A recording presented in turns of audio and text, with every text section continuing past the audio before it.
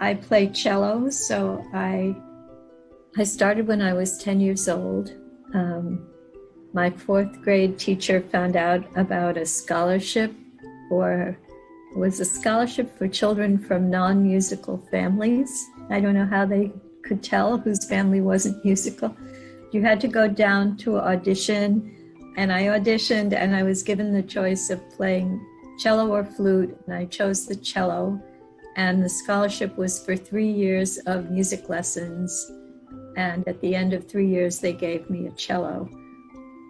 And then I went to the High School Music and Arts, so I kept playing. My high school had 5 different orchestras. And near the end, I was in the senior orchestra. And then I played in college, and I have kept playing. I have a cello teacher who lives in San Francisco in Richmond.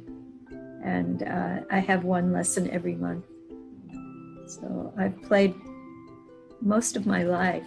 I really love it. It's like a friend. I moved to San Francisco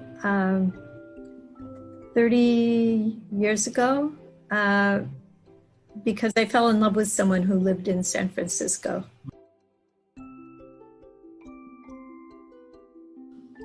It's my first awareness of it. My feelings for women was in Girl Scout camp. The waterfront counselor was flirting with one of the senior campers. And there was 2 women they were a year ahead of me in high school, who were twins, and someone said they were lesbians. So that's probably the first time I heard that there were lesbians. But, the first time I actually had a feeling of what it looked like when 2 women were attracted to each other was at Girl Scout camp. In high school, I had strong, loving feelings towards women, to certain women. One of my good friends in high school.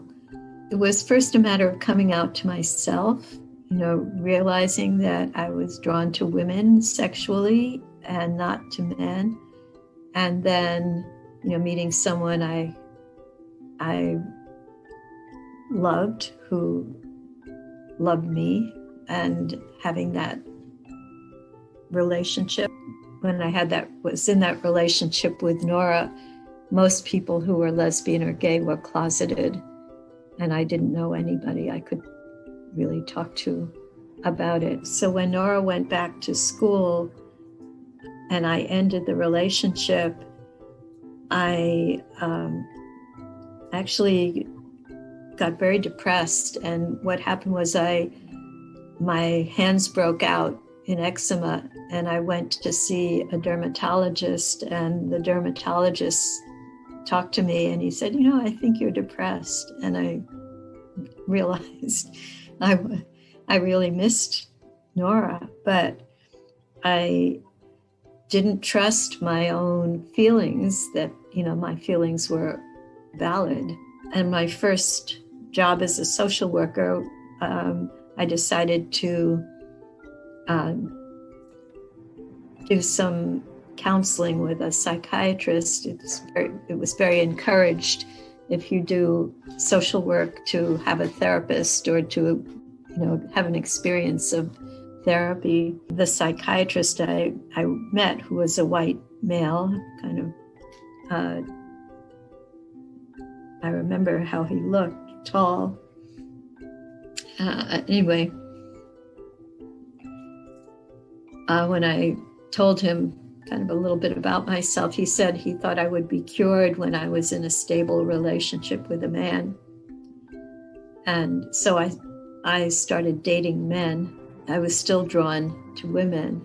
And so after dating men for a couple of years, I stopped seeing the psychiatrist, and I was living in a communal household. There were maybe 8 of us, and there was a lesbian couple in the household. They were totally comfortable with their relationship and with living in this communal household. And I began to question whether there was really something wrong with being attracted to women. Then I went to see a different therapist who was a woman and told her about my feelings for women. And she said, which really surprised me, she said, I've had such feelings myself. And that was so validating. That helped me feel more accepting of my attraction to women. By the time I had that second conversation with the therapist, things had started changing, and the time when there began to be women's bookstores and a women's newspaper in Boston. I was living in Boston, and women's music concerts, and the lesbian community was much more visible. And I soon had some lesbian friends, and then it became much easier to come out. That was probably the 70s. I joined a feminist therapy collective, and several of the women there were lesbians, and I started dating women again. And yeah, there was a layers of coming out, I would say. First myself, and then to another woman, which was Nora. But given the climate at the time, I really doubted my own truth. Later on, when I had more affirmation and trusted myself more, it was very different. And then there started to be gay pride parades. And I can remember the first time I marched in a gay pride parade. That would have been probably the early 80s. It was so exhilarating, to march in the parade. And I went with a gay male friend, and there were, I would say, hundreds of people. Probably wasn't as huge as the parades are in San Francisco. But walking, down some of the streets in downtown Boston, we passed a church, the Arlington Street Church, and the bells rang as we passed by. That was really, really a great experience. Coming out for many people is complicated, and when do you tell your family, and what if your family is upset? How do you deal with that? And do you come out at work? At that time when I first came out, you could be fired from a job if you were gay or lesbian. Sometimes you couldn't get housing.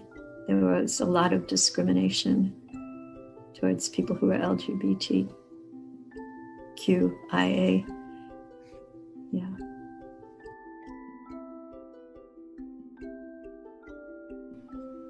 For a while I lived in Berkeley, just across the bay for 9 years with this woman who became my partner. And then I moved into San Francisco Zen Center. It's a Zen Buddhist center. And I've lived here for 21 years. And I met some people at a conference who were Zen Buddhists, and they practiced at the Berkeley Zen Center. So I started going there, and also to a branch of San Francisco Zen Center that's called Green Gulch Farm. It's in Marin County, and it has a big organic farm, growing vegetables. Eventually, my interest in Zen Buddhism got to be so strong that I was meditating every morning, and then I took a class at San Francisco Zen Center, and then I enrolled in it's called a practice period, more intensive practice, and I had the thought, oh, I could live here. The San Francisco Zen Center is residential. After several years at Tassajara, I was ordained as a priest by my teacher, and she asked me to commit to 5 years of training as a priest. So I did some of those years at Tassajara, and then I moved to Green Gulch Farm to be with her and just practice closer to her. After the 5 years were over, I moved back to San Francisco Zen Center. This path, I would say, this immersion in Zen Buddhism came as a surprise to me. When I moved into San Francisco Zen Center, I had no idea what a priest was, or no aspiration to be a priest. Gradually, as I practiced more and learned more, it was something very appealing about it. So my teacher has given me permission to teach, and I meet with students and teach classes and things like that. So this has become kind of the central focus of my life. So do you have any questions?